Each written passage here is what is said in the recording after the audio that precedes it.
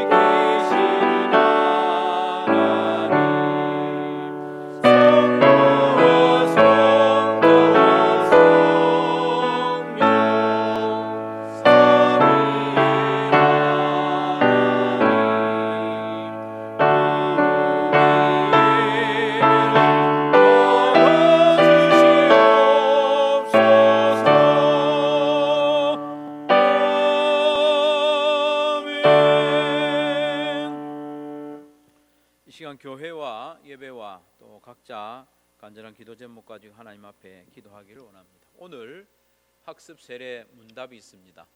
대상자들이 바른 신앙 고백을 잘 하게 하시고 또 믿음의 진보와 삶의 변화가 있을 수 있도록 문답을 위해서 기도해 주시고, 오늘 예배를 위해서 예배에 나온 모든 성도들이 살아계신 하나님을 깊이 만나고 은혜를 받는 시간 될 수 있도록 기도하시고, 세 번째로 각자 마음에 가장 간절한 기도 제목 한 가지 놓고 합심하여 기도하도록 하겠습니다. 기도합시다. 하나님 아버지, 감사합니다. 감사합니다.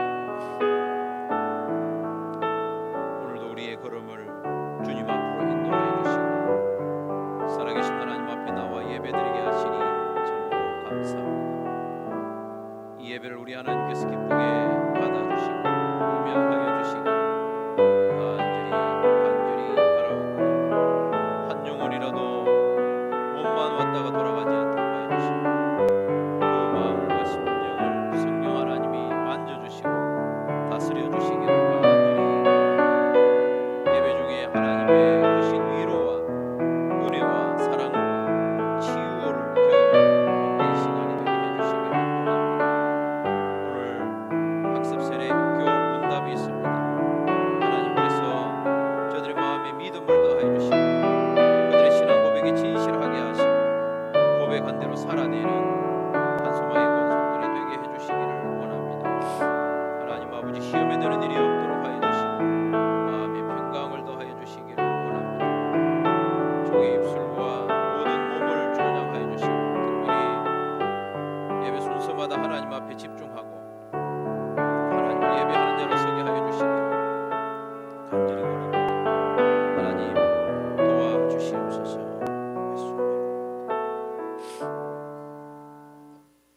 나는 전능하신 아버지 하나님, 천지의 창조주를 믿습니다. 나는 그의 유일하신 아들 우리 주 예수 그리스도를 믿습니다. 그는 성령으로 잉태되어 동정녀 마리아에게서 나시고 본디오 빌라도에게 고난을 받아 십자가에 못 박혀 죽으시고 장사된 지 사흘 만에 죽은 자 가운데서 다시 살아나셨으며 하늘에 오르시어 전능하신 아버지 하나님 우편에 앉아 계시다가 거기로부터 살아있는 자와 죽은 자를 심판하러 오십니다. 나는 성령을 믿으며 거룩한 공교회와 성도의 교제와 죄를 용서받는 것과 몸의 부활과 영생을 믿습니다. 아멘.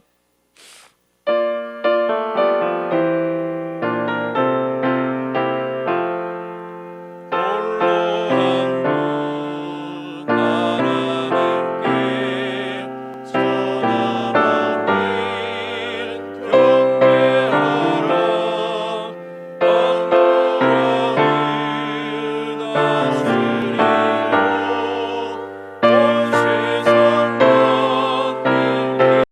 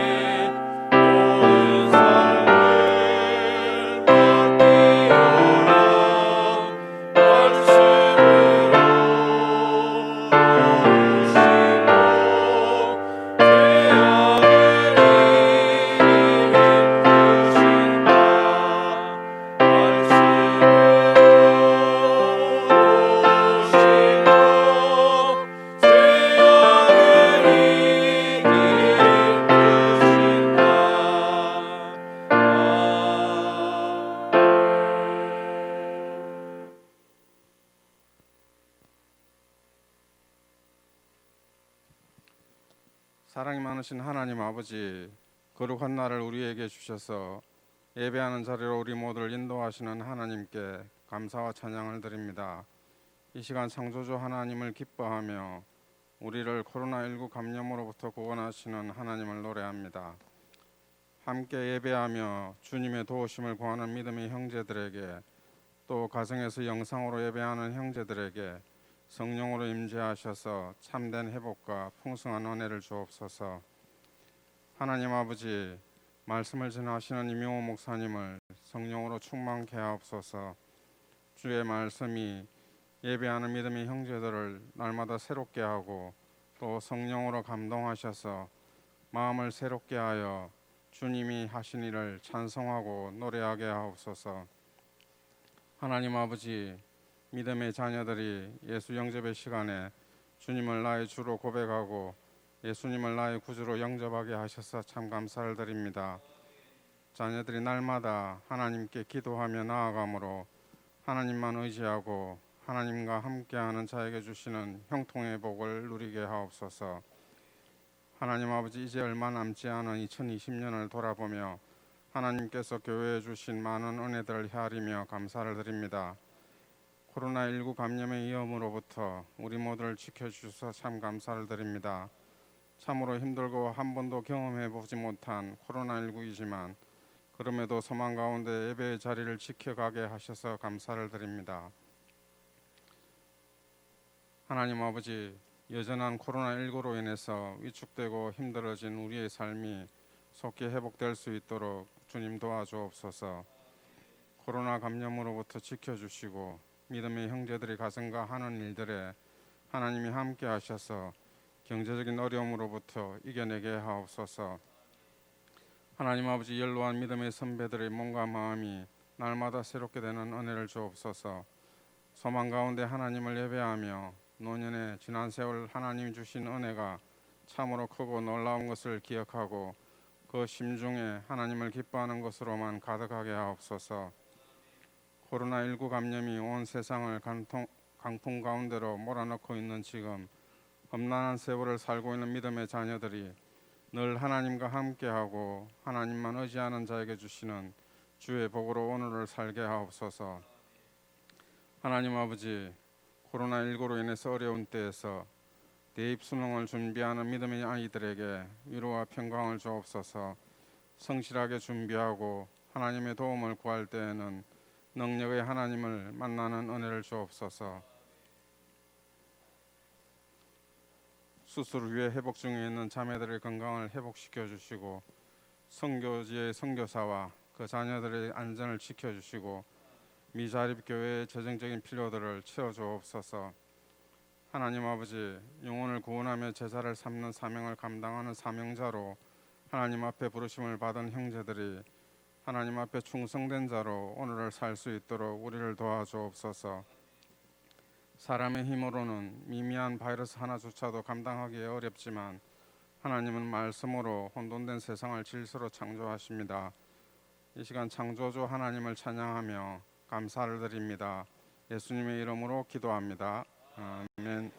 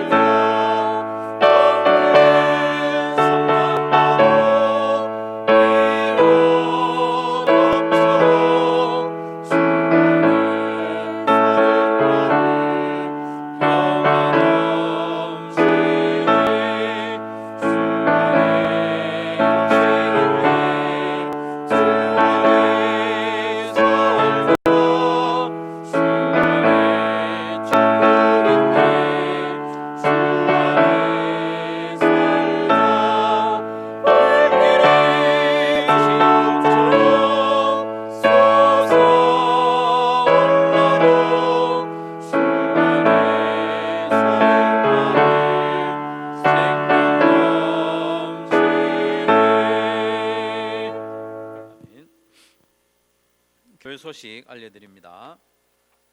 오늘 예배 나오신 여러분 주님의 이름으로 환영하고 축복합니다. 한 주간 우리 하나님께서 지켜주셔서 우리가 살고 있고 예배에 나올 수 있었음을 감사하면서 예배에 깊이 참여하시길 바랍니다. 2부 예배 후에 예결산 위원 선정을 위한 임시 재직회가 있습니다. 여러분 기도해 주시기 바랍니다. 학습 세례 입교 유아 세례 문답이 임시 재직회 후에 유아 세례 문답, 학습 문답, 세례 입교 문답 순서대로 진행이 됩니다. 그래서 비전 304호에서 진행되니까 임시 재직회 후에 그 옆에서 다른 방에서 기다리시면 되겠습니다. 사역 박람회가 11월 15일, 22일 두 주간에 걸쳐서 있습니다. 다음 주일쯤에 사역 박람회 용지를 하나씩 나눠 드릴 텐데 잘 살펴보시고 1인 1사역이 될 수 있도록 여러분 헌신해 주시면 감사하겠고요.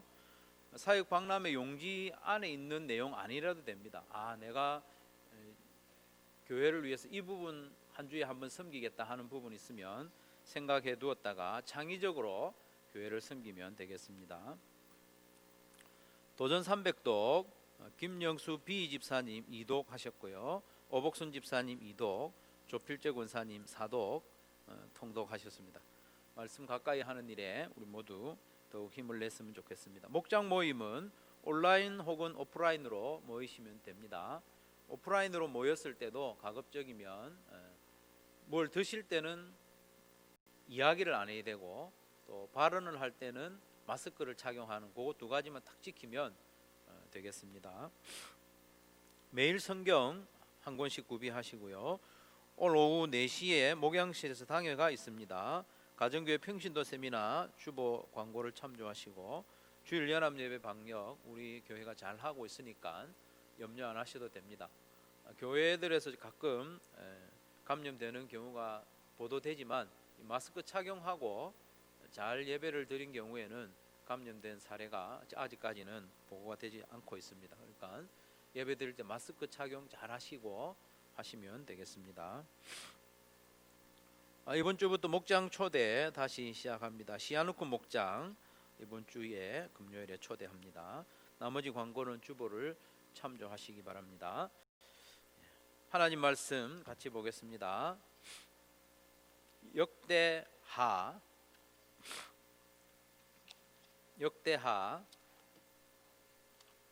1장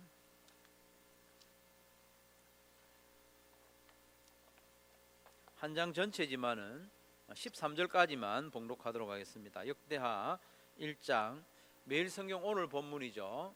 매일 성경 오늘 본문 역대하 1장 1절부터 13절까지 말씀 제가 봉독해 드리겠습니다. 무슨 내용인지 잘 살피면서 눈으로 따라 읽으시면 되겠습니다. 다윗의 아들 솔로몬의 왕위가 견고하여 가며 그의 하나님 여호와께서 그와 함께 하사 심히 창대하게 하시니라. 솔로몬이 온 이스라엘의 천부장들과 백부장들과 재판관들과 온 이스라엘의 방백들과 족장들에게 명령하여 솔로몬이 온 회중과 함께 기브온 산당으로 갔으니 하나님의 회막 곧 여호와의 종 모세가 광야에서 지은 것이 거기에 있음이라. 다윗이 전에 예루살렘에서 하나님의 궤를 위하여 장막을 쳐두었으므로 그 궤는 다윗이 이미 기럇 여아림에서부터 그것을 위하여 준비한 것으로 메어 올렸고 옛적에 훌의 손자 우리의 아들 브살렐이 지은 놋 제단은 여호와의 장막 앞에 있더라. 솔로몬이 회중과 더불어 나아가서 여호와 앞 곧 회막에 있는 놋 제단에 솔로몬이 이르러 그 위에 1000마리 희생으로 번제를 드렸더라. 그날 밤에 하나님이 솔로몬에게 나타나 그에게 이르시되 내가 네게 무엇을 주랴 너는 구하라 하시니 솔로몬이 하나님께 말하되 주께서 전에 큰 은혜를 내 아버지 다윗에게 베푸시고 내가 그를 대신하여 왕이 되게 하셨사오니 여호와 하나님이여 원하건대 주는 내 아버지 다윗에게 허락하신 것을 이제 굳게 하옵소서. 주께서 나를 땅의 티끌같이 많은 백성의 왕으로 삼으셨사오니 주는 이제 내게 지혜와 지식을 주사 이 백성 앞에서 출입하게 하옵소서. 이렇게 많은 주의 백성을 누가 능히 재판하리까 하니 하나님이 솔로몬에게 이르시되 이런 마음이 내게 있어서 부나 재물이나 영광이나 원수의 생명 멸하기를 구하지 아니하며 장수도 구하지 아니하고 오직 내가 내게 다스리게 한 내 백성을 재판하기 위하여 지혜와 지식을 구하였으니 그러므로 내가 내게 지혜와 지식을 주고 부와 재물과 영광도 주리니 내 전의 왕들도 이런 일이 없었거니와 내 후에도 이런 일이 없으리라 하시니라. 이에 솔로몬이 기브온 산당 회막 앞에서부터 예루살렘으로 돌아와서 이스라엘을 다스렸더라. 아멘. 여러분, 오늘부터 12월 20일까지 장장 50일간 역대하를 읽고 묵상하게 되었습니다. 50일간이면 짧은 세월이 아니죠. 그렇기 때문에 역대하가 어떤 책인지 간단하게라도 살펴보는 것이 우리 모두에게 유익하겠다 싶습니다. 역대상하는 본래 한 권의 책이었기 때문에 역대상하를 그냥 역대기라 이렇게 부르기도 합니다. 역대기. 설교하는 중에 역대기를 제대로 전체적으로 개관할 수는 없기 때문에 오늘은 역대기의 내용이 어떤 것인가, 그리고 이것이 기록된 시기는 언젠가, 무엇을 위해서 기록되었는가, 그 정도만 간단히 살펴보도록 하겠습니다. 역대상하의 내용은 기본적으로 다윗 왕 이후로 이스라엘과 유다의 여러 왕들의 통치 과정, 그리고 북이스라엘과 남유다의 멸망, 그리고 남유다의 포로로 잡혀갔던 사람들이 돌아오는 포로 귀환, 그 정도를 담고 있습니다. 크게는 그렇습니다. 그래서 내용상 역대상하를 네 부분으로 나누면 이렇습니다. 역대상 1장에서 9장은 아담부터 유다에 돌아와서 정착한 귀한 자들의 족보 이야기가 나옵니다. 참 신기한 내용이죠. 역대하 1장부터 9장은 아담부터 포로에서 돌아온 백성들의 그 족보 이야기가 9장까지 나옵니다. 길게 나오죠. 그리고 역대상 10장부터 마지막 장 29장까지는 다윗 왕의 통치와 그리고 성전을 건축하는 준비 과정을 기록합니다. 다윗 왕의 통치와 그리고 성전 건축을 위해서 준비하는 과정, 그것을 10장부터 29장까지 기록하고 있습니다. 10장부터 29장까지는요 다윗 왕이 실제로 통치하는 내용은 조금이고 성전 건축하는 준비 과정을 거의 대부분입니다. 그리고 법궤를 예루살렘으로 메어 올리는 내용도 상당히 길게 설명하고 있습니다. 그리고 오늘 본문부터 역대하 1장부터 9장까지는 솔로몬의 통치와 그리고 성전을 실제로 건축하는 과정을 기록하고 있습니다. 나머지 10장부터 36장까지는 르호보암부터 나라가 망하고 포로로 잡혀갔다가 다시 귀환하는 역사까지를 기록을 하고 있습니다. 여러분, 이 내용을 딱 한눈에 딱 보시면 수많은 왕들 가운데 누구에 관한 이야기를 많이 기록하고 있습니까? 두 사람 눈치를 못 채셨습니까? 네. 다윗 왕과 솔로몬 두 사람 이야기를 역대상하 전체의 한 절반 정도로 할애하고 있습니다. 다윗과 솔로몬에 관한 이야기 거의 절반에 이르죠. 그리고 다윗과 솔로몬의 통치 기록 중에서도 성전 건축 준비와 실제로 성전을 건축하는 과정에 대한 내용이 3분의 2 이상입니다. 여러분, 딱 봐도 역대상하는 일반적인 역사 정보를 전해주는 책이 아닙니다. 역사책이 아닙니다. 물론 역사적인 요소가 많이 있습니다. 그렇지만 역사책이 아닙니다. 역대상하를 통해서 강조하는 바가 뭐냐 하면 성전입니다. 성전의 의미가 뭐냐, 성전이 얼마나 중요하냐, 그걸 계속 강조하고 있습니다. 역대상하는 여러분 기억하십시오. 앞으로 50일 동안 읽어야 나가야 되니까 역대상하는 역사책이라기보다는 성전에 관한 책이라는 거예요. 성전에 관한 책. 그것도 아담에서부터 시작하는 족보로 출발하지 않습니까? 그 이유가 뭐냐면 하나님의 모든 관심은 아담을 창조할 때로부터 성전에 있다는 거예요. 성전. 그걸 기억하면서 역대기를 읽는 게 좋겠습니다. 특별히 역대기가 기록된 시기를 보면 더 좀 놀랍습니다. 역대기가 언제 기록되었다 했습니까? 아직 제가 말씀을 안 드렸죠. 유다 백성들이 포로에서 돌아와서 다 무너진 성전을 다시 건축한 이후에 역대기가 기록된 겁니다.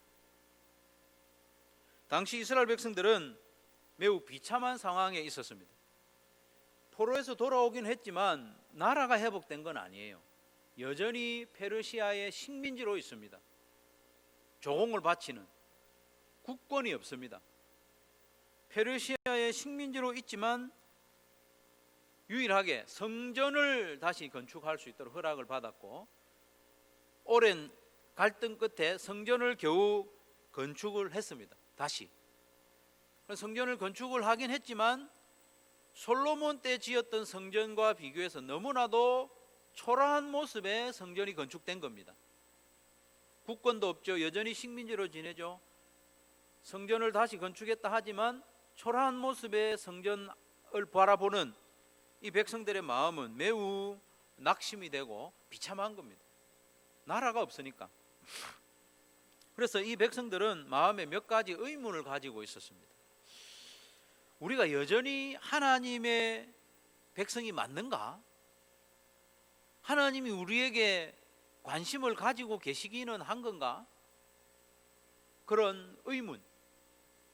이스라엘 나라는 없어졌고 다윗 왕과 같이 위대한 왕도 있을 수 없는 그런 식민지 나라.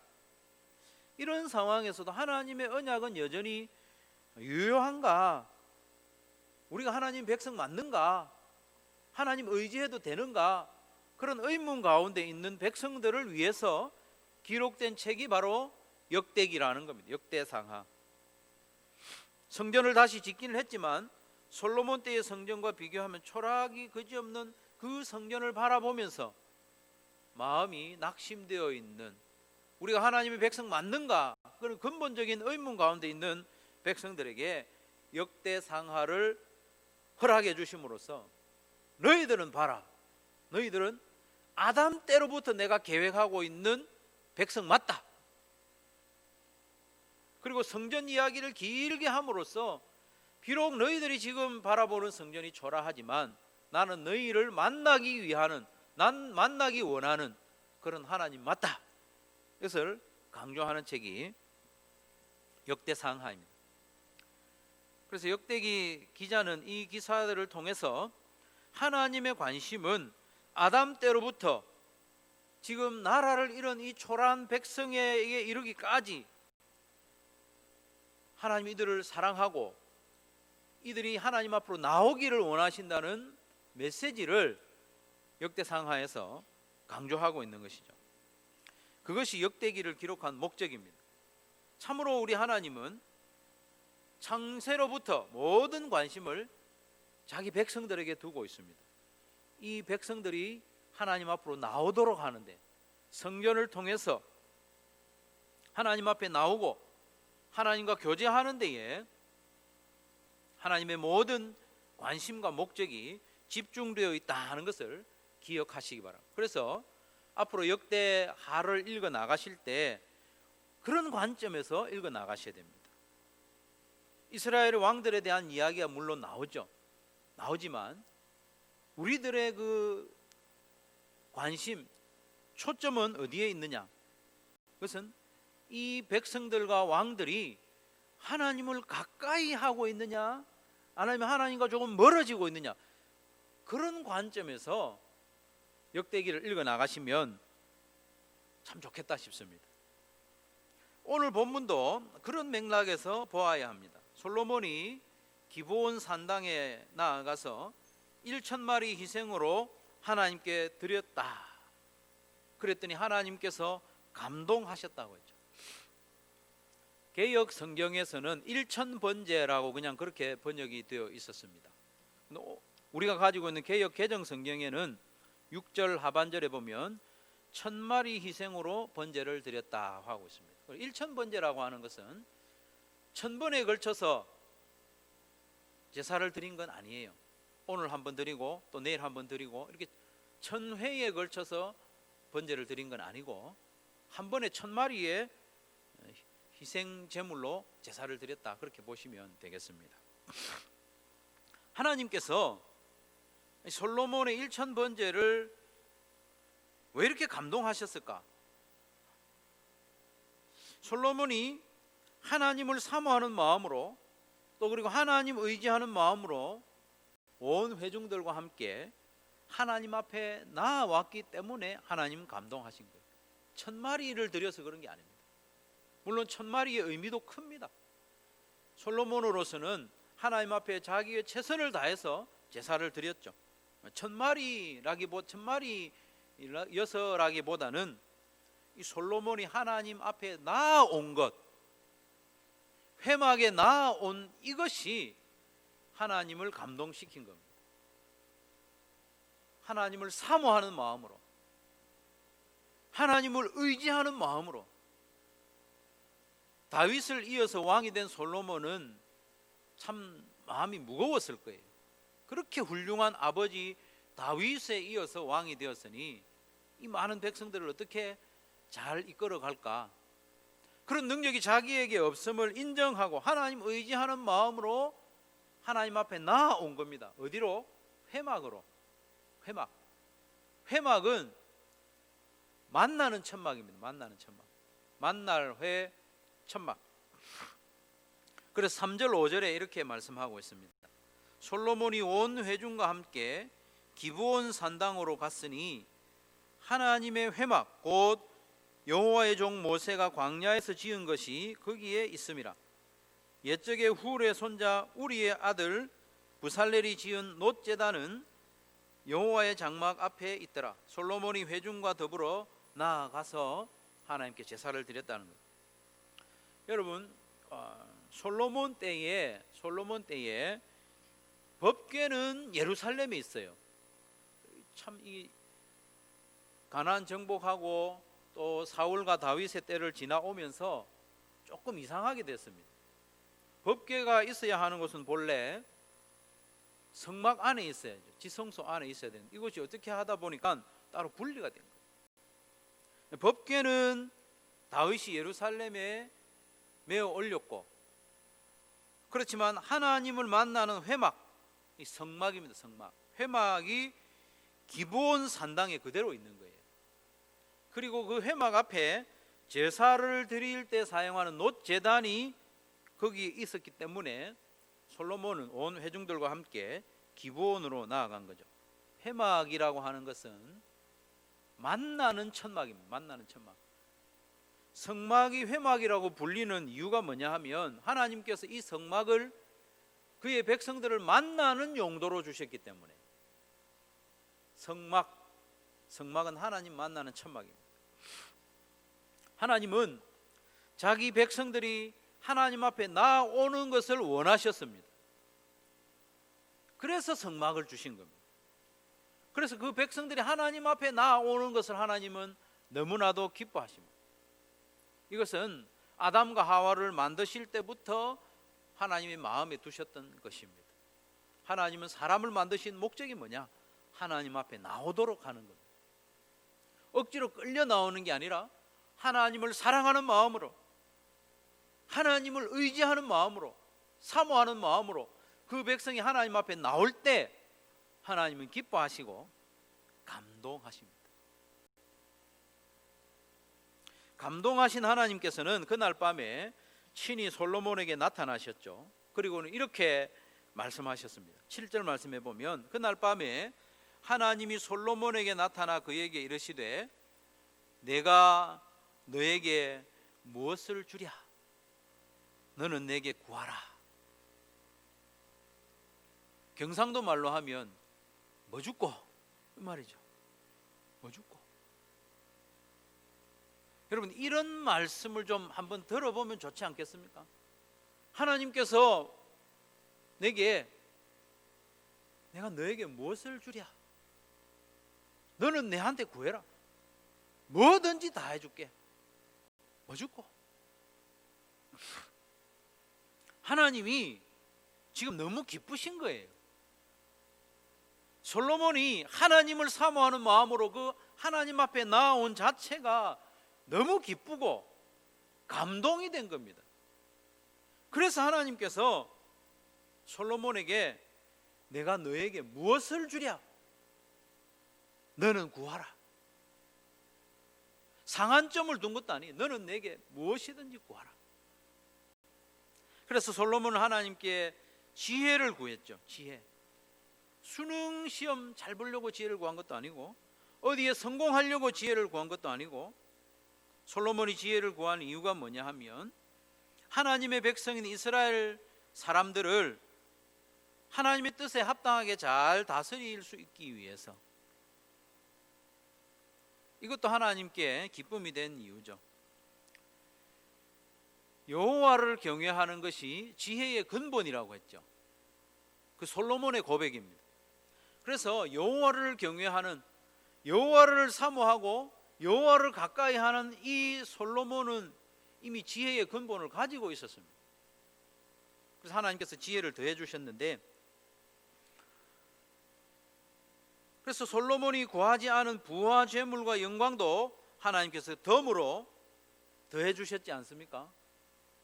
그래서 우리가 이 역대하 1장을 볼 때 우리의 관심이요, 나도 모르게 이 덤으로 주신 데에 가는 경향이 좀 있습니다. 앞에서 어떻게 해서 이런 복을 받았는지에 대해서는 별로 깊은 관심을 두지 않고, 하나님이 지혜를 구했더니만 이렇게 더 주셨네, 나도 이래 봐야지, 그런 마음을 가지기 쉬운데, 우리 앞쪽에 관심을 더 두는 것이 좋습니다. 놀랍게도 하나님께서 주신 이 지혜로 솔로몬이 무엇을 했느냐? 물론 이스라엘 백성들을 지혜로 잘 재판하고 다스렸죠. 그런데 그 이야기는 역대하에서는 다루지 않습니다. 오히려 하나님께서 주신 지혜로 성전을 건축했다는 이것을 길게 다루고 있습니다. 여러분, 내일 본문부터 나오겠죠. 공동체를 세우는 방법은 재판이 아니라 성전에 있었던 거예요. 시시비비를 잘 가리는 그 지혜로 하나님의 백성 이스라엘을 세울 수가 없습니다. 이 백성들로 하여금 하나님 앞에 나오도록 하는 것이 백성들을 하나님 앞에서 잘 세우는 길인 거죠. 그래서 솔로몬이 하나님으로부터 받은 지혜로 성전을 건축하는 과정을 역대하 2장부터 9장까지 길게 기록하고 있습니다. 여러분, 솔로몬에 관한 기록이요, 역대하 9장에서 마쳐요. 역대하 9장이면 솔로몬에 관한 이야기가 마치는데 8장까지 계속해서 성전 이야기만 하는 거예요. 성전을 이런 부분을 이렇게 지었고 후속 조치까지 8장까지 이야기를 합니다. 이 무슨 의미가 들어있겠습니까? 무슨 뜻입니까? 하나님께서는 솔로몬이 지혜와 열심으로 성전을 건축하는 과정을 매우 기뻐하셨다는 겁니다. 그리고 이 성전을 통해서 백성들을 만나기를 하나님이 너무나도 원하시고 계신다. 그것을 계속 강조하는 거죠. 성전을 통하여 자기 백성들을 만나기 원하시고, 그 만남을 통해서 백성들에게 복 주기 원하시는 하나님의 마음이 여기에 기록된 겁니다. 역대기가 단순히 역사책이라면 솔로몬이 했던 그런 다른 일들을 기록했겠죠. 그러나 역대하 2장부터 8장까지 온통 성전에 관한 이야기로 가득 채워져 있습니다. 사랑하는 성도 여러분, 하나님의 관심과 바램은 온통 그의 백성들이 하나님을 사모하여 그 앞에 가까이 나아오는 데 있음을 여러분 믿으시기를 바랍니다. 오늘 예배에 나온 우리가 우리 마음에 하나님 만나기를 사모하는 마음으로 나왔다면 여러분들이 예배당을 들어서는 그 순간부터 하나님을 기뻐하시고 감동하시고 만나주시는 겁니다. 그렇기 때문에 우리도 하나님을 감동시키는 성도가 되려면 무엇보다도 하나님을 사모하고 하나님을 의지하고 또 즐거워하는 마음으로 하나님 앞에 나아가면 됩니다. 하나님 앞에 나아가면 우리 하나님이 기뻐하시고 감동하십니다. 생각하면 할수록 황송한 일 아닙니까, 여러분? 우리가 뭐라고? 저와 여러분이 무엇이라고 하나님 앞에 나오도록 허락해 주셨고 하나님 앞에 나오는 것만으로도 하나님이 기뻐하시고 즐거워하시느냐? 황송한 일 아닙니까? 여러분이 이 세상 어디에 가면 여러분이 환영을 받겠습니까? 이런 환영을 어디에서 받겠습니까? 우리가 가는 곳마다 우리를 환영하는 것은 우리가 뭘 내놓기 때문에 그런 것 아니겠습니까? 고객님 하는 때는 다 우리가 뭔가 지불을 하기 때문에 환영하고 우리가 지불할 능력이 없으면 어느 곳도 우리를 환영해 주지 않는데 천지를 창조하신 우리 하나님께서 우리가 뭐라고 나오기만 하면 반겨주시고 환영해 주시고 기뻐하시고 감동하시는 걸까요? 감사한 일이죠. 하나님이 우리를 얼마나 기뻐하시는지 스바냐 3장 17절에 이렇게 말씀합니다. 너의 하나님 여호와가 너의 가운데 계시니 그는 구원을 베푸실 전능자이시라. 그가 너로 말미암아 기쁨을 이기지 못하시며 너를 잠잠히 사랑하시며 너로 말미암아 즐거이 부르며 기뻐하시리라. 아멘.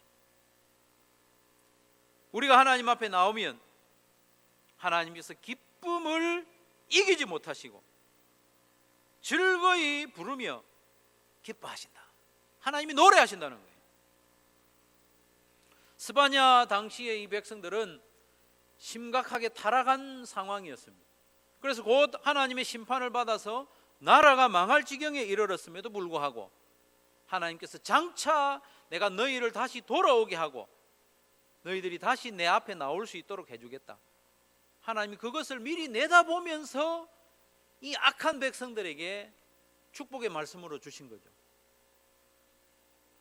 바로 역대기를 통하여 지금 위로받고 격려받고 있는 이 백성들을 향한 말씀이 스바냐 3장 17절의 말씀이죠. 초라한 성전 때문에 낙심하지 말 것은 하나님은 이 백성들을 지금도 너무나도 사랑하고 기뻐하고 계시기 때문입니다. 사랑하는 성도 여러분, 저와 여러분도 그런 존재입니다. 사람들이 우리를 볼 때 별로 볼품이 없어 보이고 우리의 신앙하는 바가 저들이 이해가 되지 않고 마스크를 끼고라도 예배를 드리는 우리의 모습을 저들은 도통 이해하지 못하고 조롱할지언정, 그리고 내가 나를 보아도 뭐 갖추어진 것도 없고 남들보다 뛰어난 것도 없고 더 가진 것도 없고 자랑할 만한 것도 없는 시원치 않은 인생일지라도 하나님은 우리를 사랑하시는 줄로 믿으시기를 바랍니다. 내가 가진 무엇이나 능력이나 그런 걸 보시는 게 아니고 나 자신, 사도 바울이 고린도 교회 성도들을 향해서 말했듯이 내가 원하는 것은 너희의 가진 것이 아니라 너희 자신이라고 말했던 것처럼 하나님도 우리를 그렇게 사랑하고 원하고 계시는 거죠. 결혼식 날 신랑이 신부를 기뻐함 같이 기뻐하신다고 이사야 62장 5절 말씀에 기록하고 있습니다. 여러분, 결혼식 하는 날 신랑이 신부를 얼마나 사모하는 마음으로 사랑 어린 눈빛으로 바라봅니까? 그와 마찬가지로 하나님이 우리를 바라보신다는 거예요. 그렇기 때문에 우리는 하나님을 감동시키기 위해서 우리도 하나님을 사랑하는 마음으로 그 앞에 나오기만 하면 됩니다. 그러면 하나님께서 기뻐하시고 감동하십니다. 하나님 만나기를 소원해서 예배에 나오면 됩니다. 하나님의 말씀을 듣기 원해서 성경을 펴면 됩니다. 우리가 성경을 읽을 때 우리의 마음으로 하나님 말씀하십시오, 제가 듣겠습니다, 그런 마음으로 성경을 펼치면 하나님이 감동하시는 거예요. 과제를 하기 위해서 성경을 펼치는 것도 좋습니다. 어떤 방법으로 어떤 마음으로든지 성경을 펴서 읽는 건 좋습니다만은 하나님이 감동하시는 순간은 언제냐? 하나님 말씀을 내가 듣기를 원합니다, 그런 마음으로 성경을 펼 때, 물론 펴서 읽을 때 무슨 말씀인지 이해가 안 돼도 좋습니다.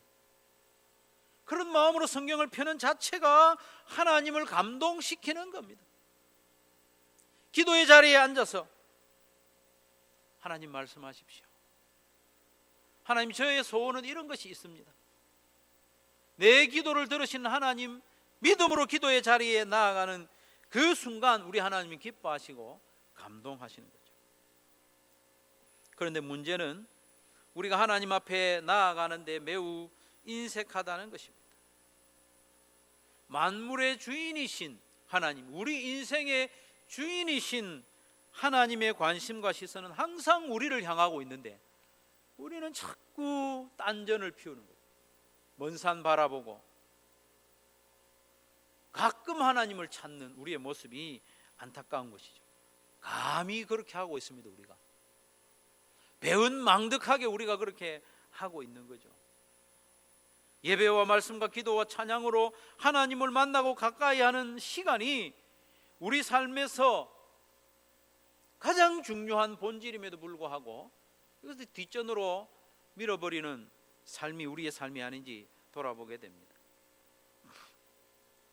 우리가 하나님 앞에 나아가지 못하는 핑계와 이유는 얼마든지 있습니다.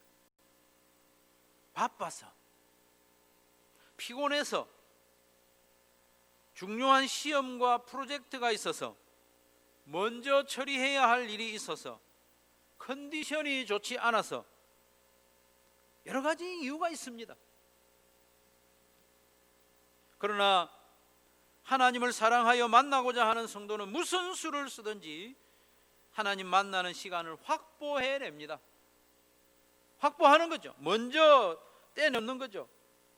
내게 소중한 그 무엇을 희생하더라도 하나님 만나는 시간을 먼저 할애하는 그런 성도가 하나님을 감동시키는 거예요. 하나님 우리가 바쁜 것 압니다. 우리 스케줄 하나님도 아십니다. 하지만 그럼에도 불구하고 우리가 하나님 앞에 나아가는 시간을 지키면 하나님 감동하시지 않겠습니까? 이런 말이 있습니다. 하고자 하는 사람은 방법을 찾고 피하고자 하는 사람은 핑계를 찾는다. 중요한 것은 내가 하나님을 만나고자 하느냐, 그 마음입니다. 그 마음만 있으면 우리의 상황과 형편, 컨디션은 문제가 아닙니다. 사랑하면 만납니다. 제가 연애할 때 그랬습니다. 신대원 1학년 송도에서 기숙사 생활을 할 때 돌아서면 시험을 치는 그 나름대로 바쁜 시간을 보내면서도 매일 만났습니다. 매일. 누구를요? 매일 만났습니다. 헤어진 후에는 귀가 화끈거릴 정도로 전화통을 붙잡고 통화를 했습니다. 요즘도 매일 만나고 있습니다. 여러분. 사랑하는 성도 여러분, 하나님 만나는 일에 더욱 열심을 냅시다. 우리의 인생이, 내 인생을 내가 잘 살고 있는지 무엇으로 판단할 수 있습니까?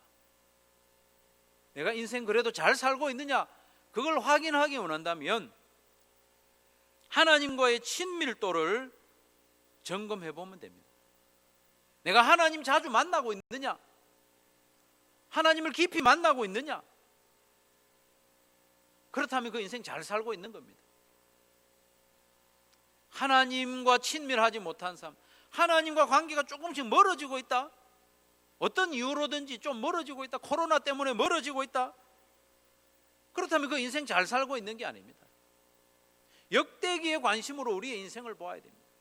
우리의 삶이 조금씩이라도 하나님과 가까워지고 있느냐, 이게 중요한 겁니다. 방향이 중요한 겁니다. 속도도 중요하겠지만 한 걸음씩이라도 내가 이전보다 하나님과 점점 가까워지고 있느냐, 이게 중요한 겁니다. 어떻게 하면 하나님을 좀 더 규칙적으로, 하나님을 좀 더 깊이 만날 수 있을런지 궁리합시다. 궁리. 그러면 하나님이 감동하십니다. 하나님이 감동하시면 다 된 겁니다. 솔로몬이 잠 안 자고 백성을 다스려도 그렇게 다스릴 수가 없습니다. 국력을 아무리 강화해도 이 조그만 나라가 열강들 가운데서 어떻게 살아남겠습니까? 그러나 하나님을 감동시켰더니 다 해결되지 않습니까? 하나님이 지혜도 주시고 다 주신 겁니다. 또 한 가지, 우리가 하나님을 감동시키려면 내가 하나님을 가까이 할 뿐만 아니라 다른 사람들로 하여금 하나님을 가까이 하도록 도와주면 됩니다. 다른 사람도 하나님 가까이 하도록 도와주는 겁니다. 그러면 하나님이 감동하십니다. 그것이 참 성전이신 예수님이 이 땅에 오신 목적입니다. 예수님이 성전이지 않습니까?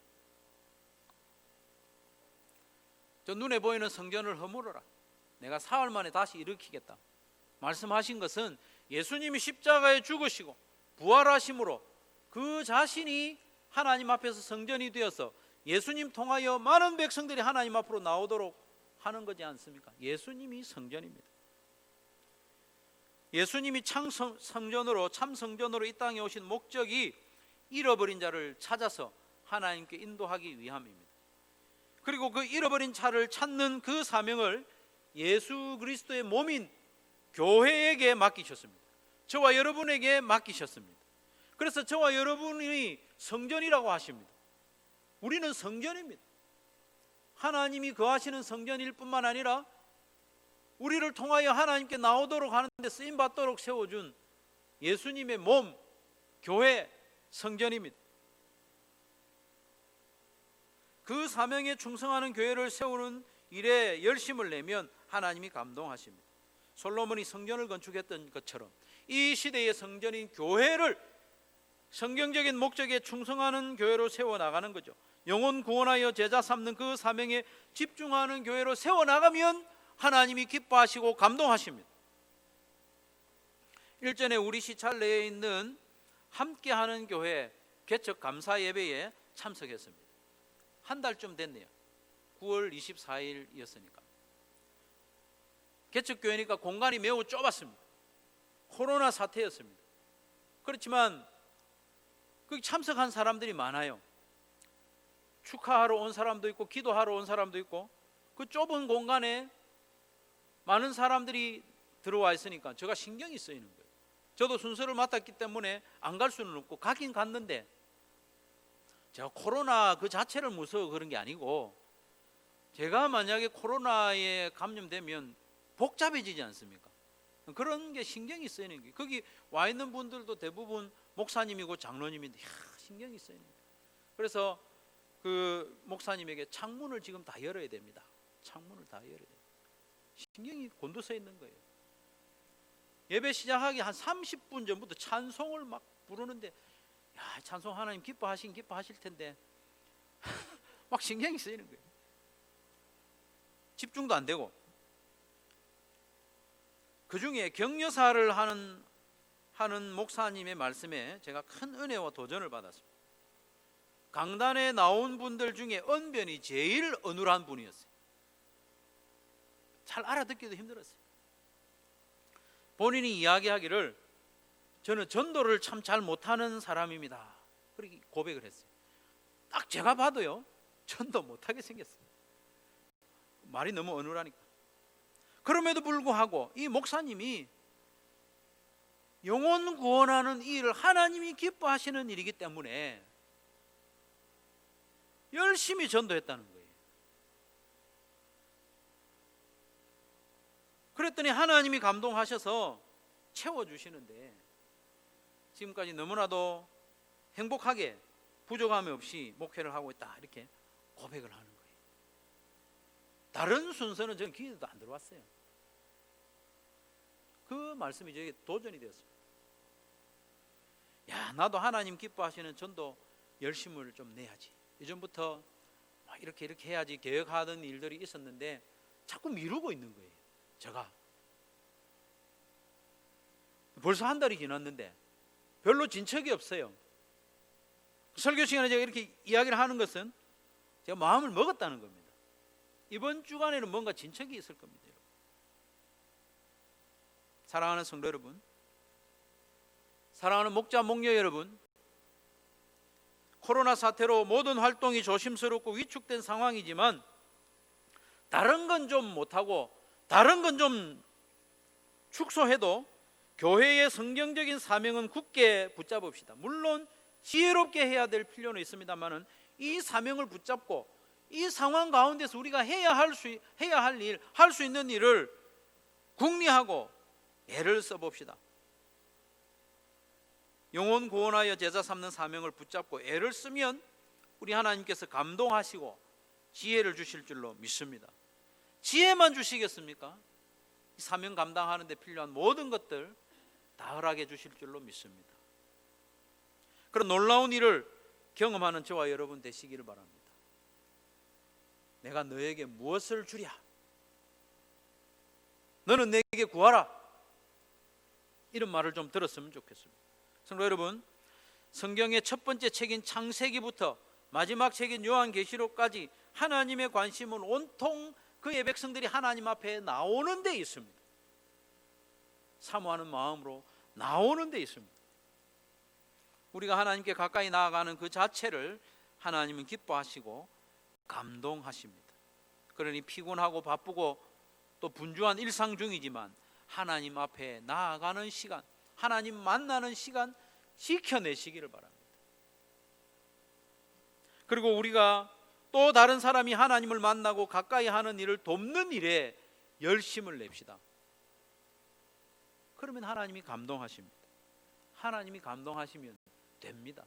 여러분, 잠 줄이고 잠 안 자고 발버둥 쳐보십시오.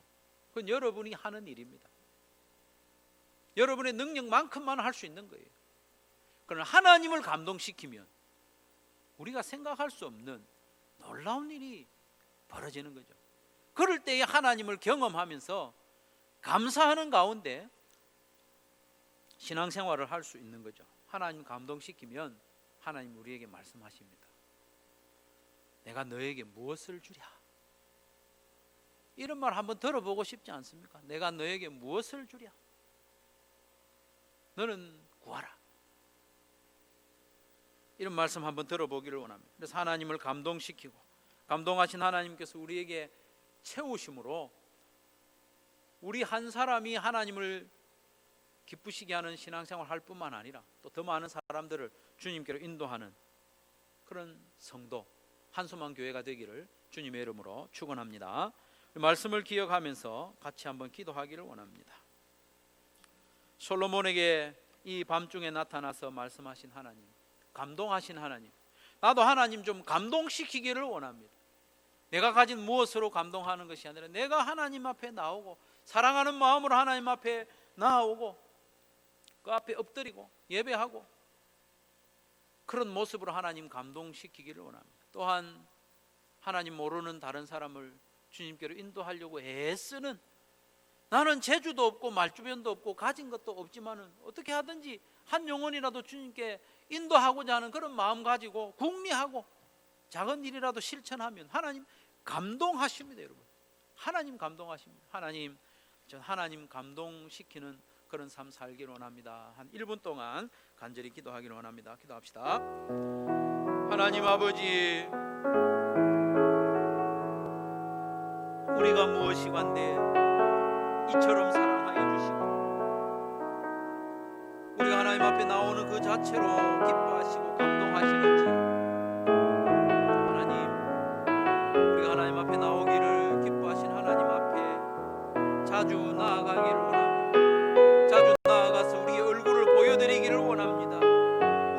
하나님을 쏟아내기를 원합니다. 하나님의 음성 듣기를 원합니다.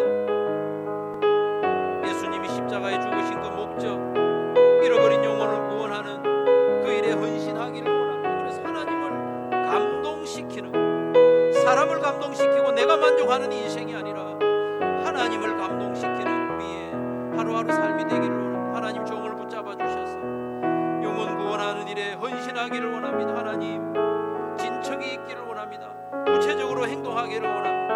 하나님 도와주시옵소서. 성령님 도와주시옵소서. 주님 용기를 더해 주시고 지혜를 더하여 주시기를 원합니다.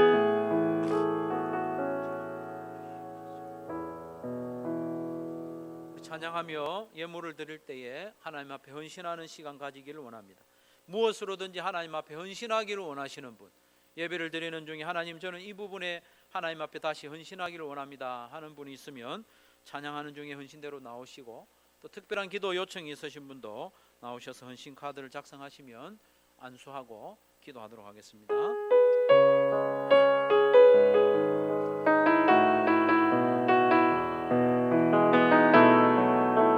주님 앞에 간구했었던 한 가지 그것은 하리 내 인생 주전에 거하게 하소서. 주의 아름다움 늘 바라보면서 내가 주님 전에서 주 찬양하리라. 주의 아름다움 늘 바라보면서 내가 주님 전에서 주 찬양하리라. 주님 앞에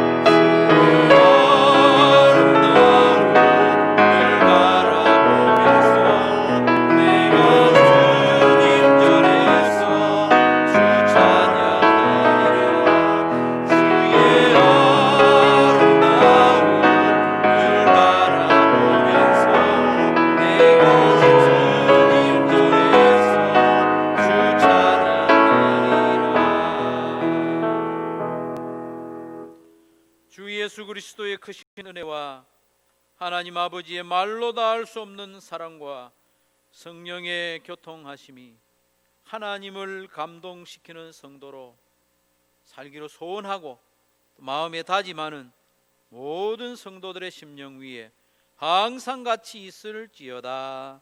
아멘.